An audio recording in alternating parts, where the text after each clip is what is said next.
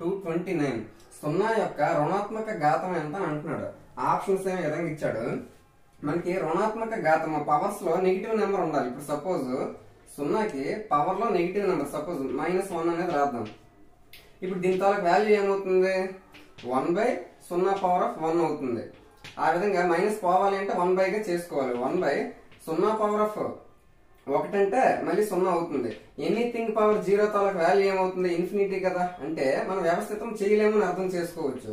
అలాగే సపోజ్ ఇంకోటి తీసుకున్నాం, 0/-5 ఆ విధంగా తీసుకుంటే ఇప్పుడు మైనస్ పోవాలి అంటే అప్పుడు ఏ విధంగా రాయాలి? 1/0/5 ఆ విధంగా రాసుకోవాలి. ఇప్పుడు 1/0/5 అంటే అర్థం అంటే మళ్ళీ 0 వస్తుంది. ఆ విధంగా ఏం చేసినా కూడా 1/0 వస్తుంది. ఎనీథింగ్ పవర్ 0 అంటే దాని తాలూకు వాల్యూ ఇన్ఫినిటీ, అంటే వ్యవస్థితం చెయ్యలేమని అర్థం చేసుకోవాలి.